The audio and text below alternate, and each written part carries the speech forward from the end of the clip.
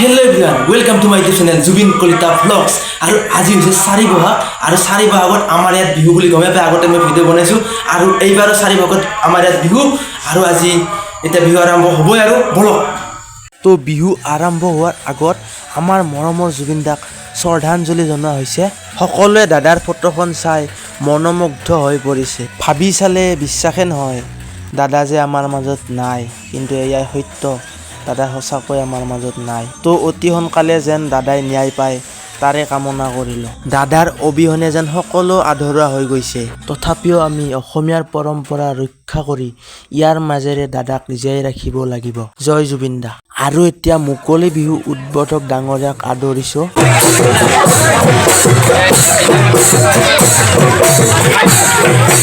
সৌজনে হৈছে উদ্বোধক উদ্বোধক মহোদয়ক বিহুতলীখন উদ্বোধন কৰাৰ বাবে অনুৰোধ জনাইছো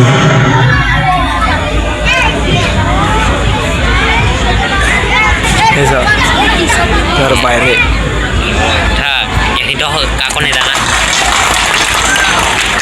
এই তো প্ৰথম বিহু দল অলপ চাওকচোন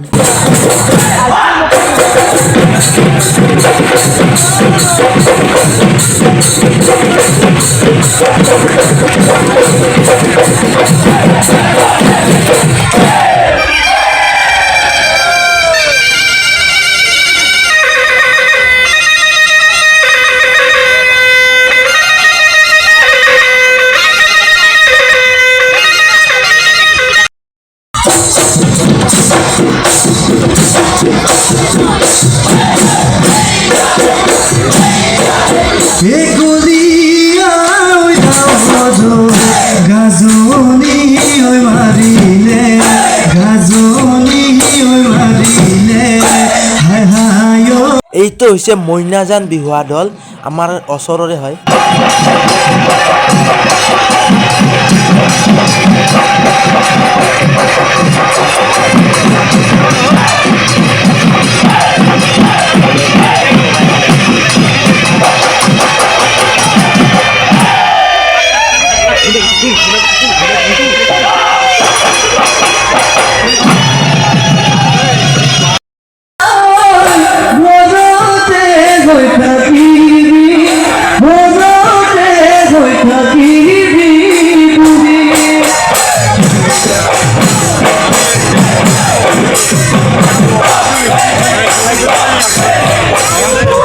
এইটো হৈছে বাৰে বৰণীয়া কৃষ্টিৰ দল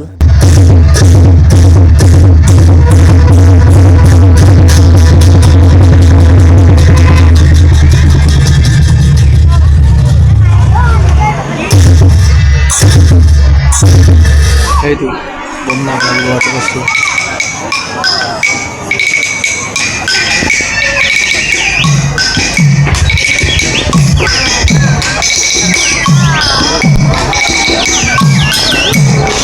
সালদাৰ সুন্দৰ লাগে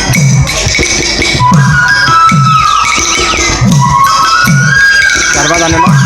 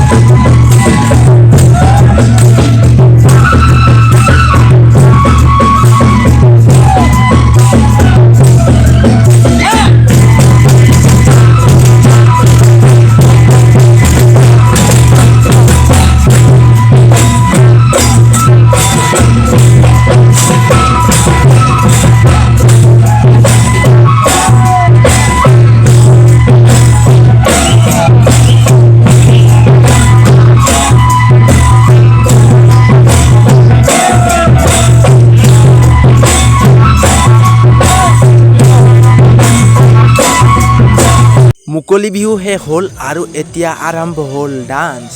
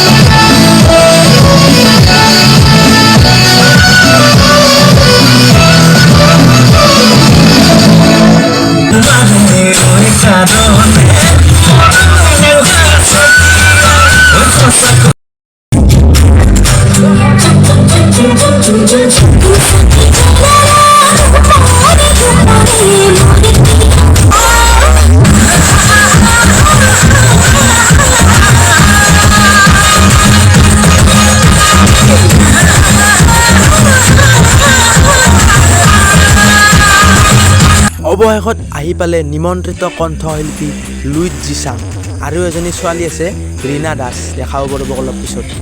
ইফালে চাওক মানুহ কিমান হৈছে।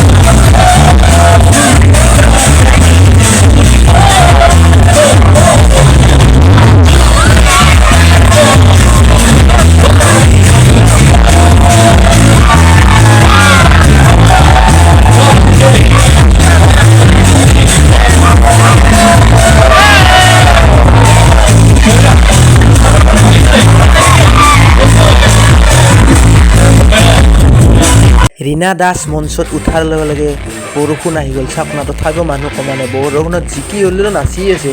চাওকচোন, বহুত ডাঙৰ বৰষুণ। কেমেৰাত বাৰু ইমান ডাঙৰ যেন পোৱা হোৱা নাই।